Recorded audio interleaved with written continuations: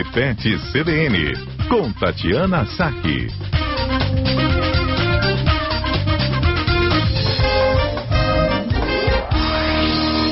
Doutora Tati Saque, tudo bem? Boa tarde, Zé Carlos. Boa tarde aos ouvintes da CBN. Tudo bem? Doutora Tati, julho, mês de férias escolares, muitos papais e mamães também aproveitam para tirar um período de férias para aproveitar com os filhos, e aí nesse tempo chegam as viagens, né, os períodos de viagens, e aquela decisão de se levar ou não o animalzinho de estimação nessa viagem também, no carro ou em algum outro meio ali de transporte, e há muitos cuidados, né, que se devem tomar no momento dessas viagens, né, para garantir a segurança do pet e de quem está fazendo a viagem também ali junto, né? Sem dúvida, Zé Carlos, assim, a dúvida é sempre assim, né, levo o meu pet comigo ou deixo ele sob os cuidados de alguém, né, na maioria das vezes, assim, os cães, muitas pessoas preferem levar os cães na viagem, e aí pode ser de carro, de avião ou de ônibus, né, seriam as três opções, e a gente tem que fazer algumas considerações, né, primeira coisa, faz sentido levar meu pet nessa viagem, né, para onde eu vou? Eu consigo levar meu pet junto, ele vai ser bem aceito, ele vai gostar de estar lá, vai fazer sentido para ele, ou de repente é melhor eu deixá-lo em casa e alguém tomar conta dele nesse período que eu estou viajando.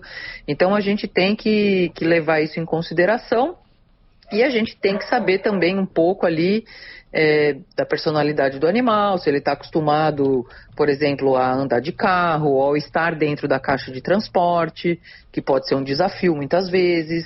Então a gente tem que... Alguns animais podem se comportar assim de maneira meio imprevisível, vão chorar muito, vão vocalizar.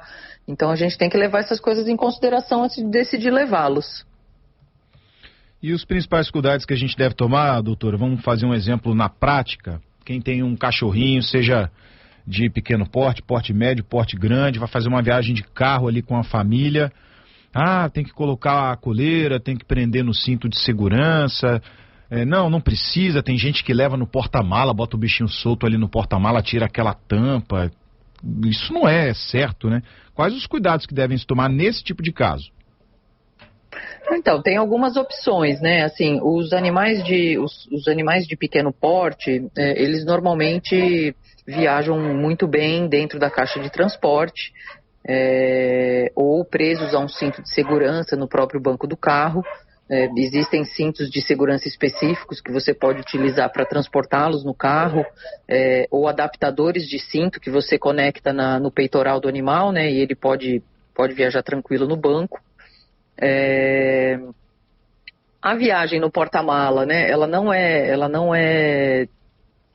teria um problema, ela vai acabar ocupando todo o espaço do porta-mala. Então, se a gente tiver muita bagagem para levar, pode acabar não dando certo, né? Mas algumas pessoas tiram a tampa ali do porta-mala, desde que o carro seja um carro hatch, né, e leva o animal ali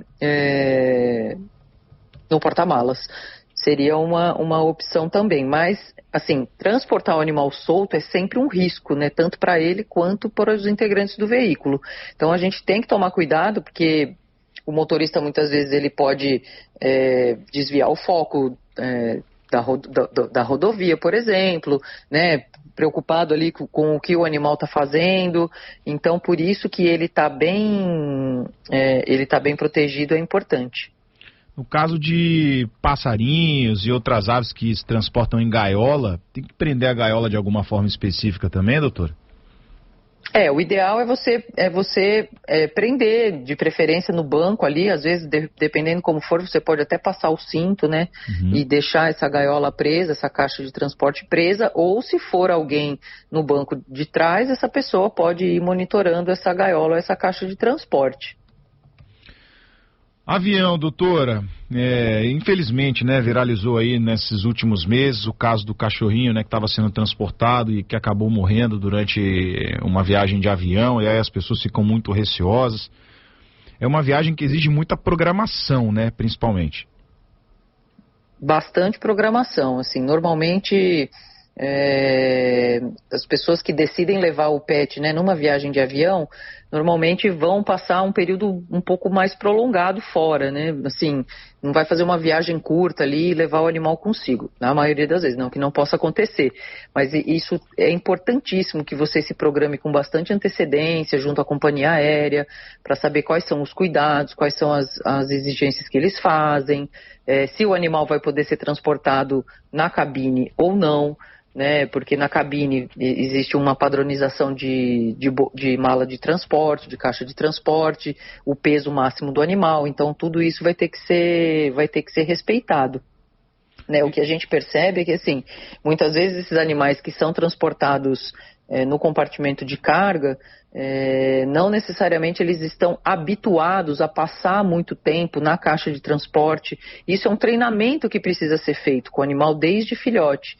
Né? A gente no Brasil, a gente não tem muito esse hábito de ensinar o animal a estar dentro da caixa de transporte, deixar lá ele por alguns minutos, algumas horas, para ele se acostumar. Isso é muito importante. Nos Estados Unidos a gente vê bastante, sim, os animais que têm ali, né, o seu cercadinho, a sua gaiola, e eles aprendem a ficar ali para, num momento em que eles precisarem viajar, eles estarem acostumados e não ficarem sob estresse intenso. Em alguns casos é solicitada até a sedação do animal, né, doutora? Mas isso, é claro, tem que ter todo um acompanhamento, né?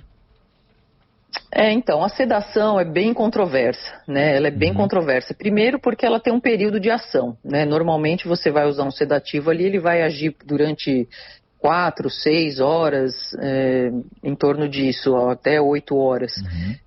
Só que muitos sedativos, eles acabam baixando muito a pressão do animal, né? Acabam tendo alguns efeitos colaterais, então...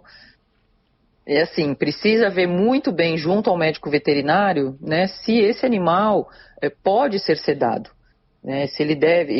Eu particularmente não recomendo a sedação, mas o que se pode fazer, de repente, entrar com um calmante natural antes de viajar, né, você passar a fazer alguns dias antes da viagem, já ir acostumando o animal com um calmantezinho natural. Existem os homeopáticos, existem os à base de fitoterápicos, e aí para poder viajar mais tranquilo. Mas a sedação em si, que é um procedimento feito de preferência pelo veterinário, nem sempre é recomendado. Tá certo, doutora Tati Sack trazendo dicas, né, de cuidados que a gente deve tomar ao transportar nossos pets em viagens importantíssimas, né, afinal de contas é um processo em algumas situações delicado que exige muito cuidado, todo cuidado é pouco, não é, doutora? Sem dúvida alguma. E se ficar, né? E se a gente tiver receio, se ficar apreensivo de levar o animal numa viagem de avião ou de ônibus, muitas vezes a opção é a gente procurar um bom hotel, né? Uma boa hospedagem ou alguém de confiança que possa cuidar do nosso animal até o nosso retorno. Perfeito. Doutora Tati Sack, muito obrigado, até a semana que vem. Eu que agradeço, até a próxima quarta.